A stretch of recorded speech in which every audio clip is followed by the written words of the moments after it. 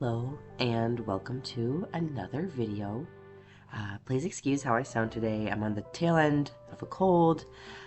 Since I started my new job in January, I'm around a lot of different people, and it is famously 6th season. Hooray!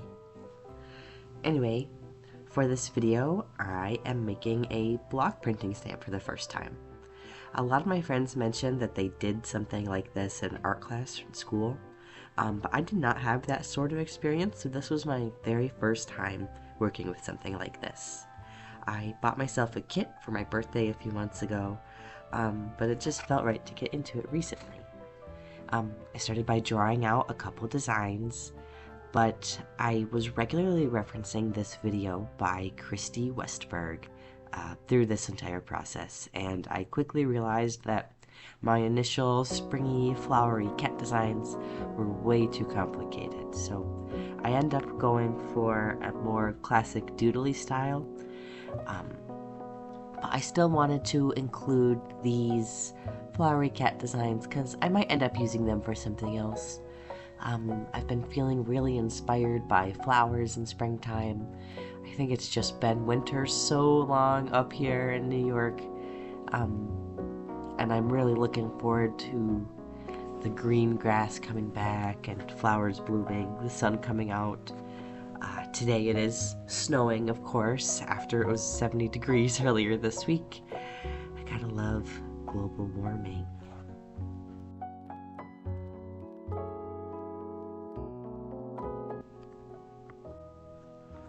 Recently I've had a bit of guilt around making, silly art in a time when people are being abducted from their neighborhoods by masked police, and the threat of nuclear war feels like it's looming over our heads.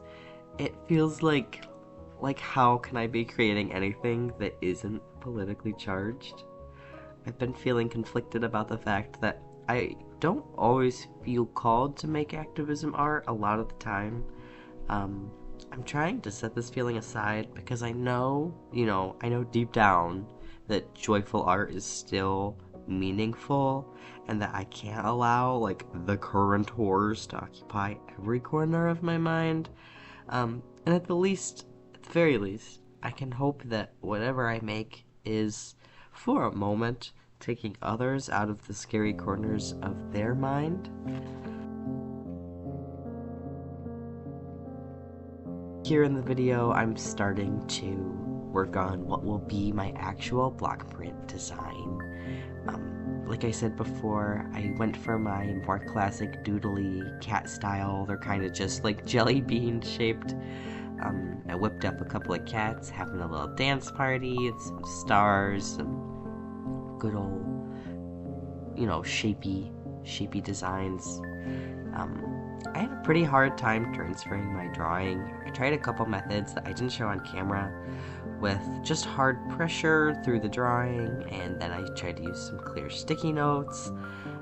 Eventually I did whatever this is with scribbling on the back and then tracing, but I ended up needing to basically redraw the entire design onto the pink stamp afterwards because it just turned out so smudgy. It was really discouraging. But if anybody who is watching this has recommendations on how to transfer a drawing in your normal sketchbook to the stamp, I would really appreciate any recommendations. Like I said, this is my first time working with this medium, so it was a lot of trial and error for me.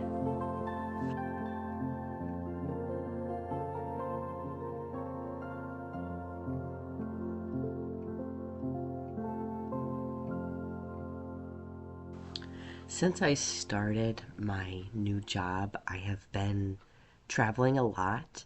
I spend a lot of time in my car, paid time, BT dubs, which at first I was a little unsure about, but since beginning I have been listening to a lot of podcasts and audiobooks.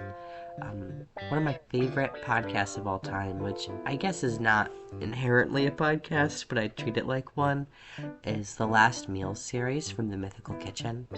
Recently, I have been listening to this a lot.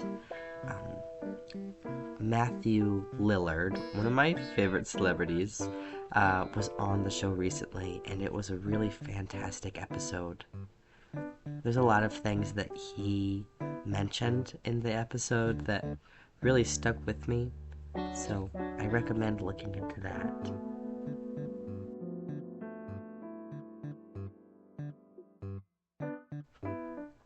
This carving process at first was really frustrating, but over time it became kind of therapeutic.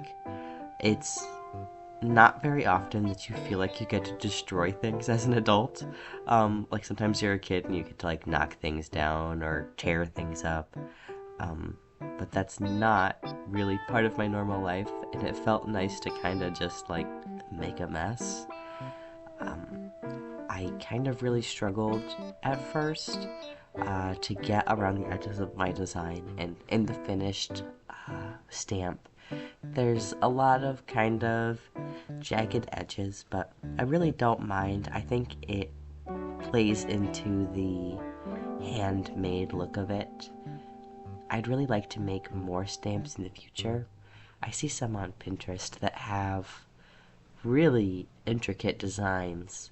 I'm really inspired by these ones that look like fish.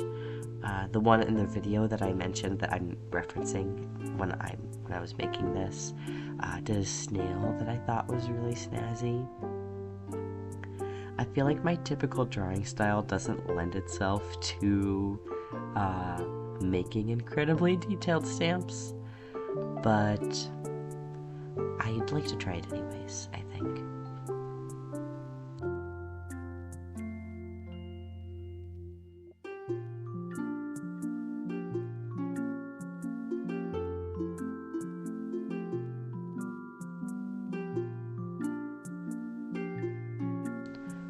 One thing I'd like to do with this stamp after it's done and finalized, is that there is a queer handmade market in my area that happens every summer. It's happened for the last few summers, but I wasn't able to go last year, and before that I didn't live around here. So I'd really like to make some greeting cards or zines, postcards with these stamps. I've been to other markets where people had similar like paper goods, and they're always the things that I feel inclined to buy. I'm really moved to send paper mail, and so I really enjoy buying things like postcards and greeting cards, especially by local artists. I feel like you can only receive the exact same birthday card from the Dollar Tree so many times before it gets pretty old. Anyway, in the video right now I'm pointing out the areas that I'm noticing are transferring into my stamp after I did my first draft. And then I'm really trying to get in there and polish up some of the details around the areas where I feel like the design is being kind of muddled up by my amateur carving. The kit that I bought myself only came with black ink, which is fine, especially for learning. But I am really hoping to look into getting ink that can go onto fabric, and also ink that comes in different colors. I would love this design in like a burnt orange.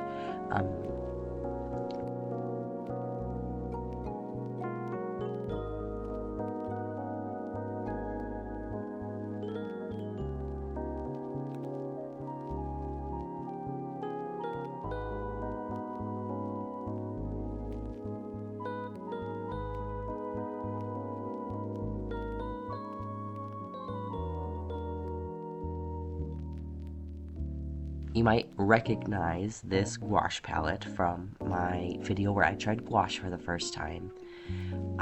To be honest, I really don't love this paint. I'd really like to try to get another gouache palette So I've been trying to come up with other creative ways to use this paint in sort of non-finished pieces. And like I mentioned, I really wanted to play with colors, so I decided to try using this as ink. I feel like the paint also sort of muddies the design you'll see here in a moment when I print it on. But I still really liked the effect, and I ended up using it a couple more times after this with the different colors. Yeah.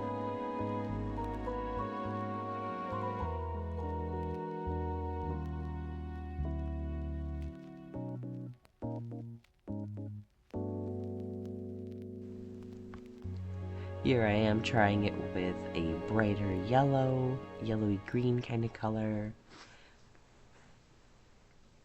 And as you can see, like I mentioned before, I'm making some greeting cards. This is just a piece of good old normal white cardstock for printing. For a moment there, I thought I was going to try to fill in the blanks with more paint, but I decided instead to make the design a bit more clear to outline it.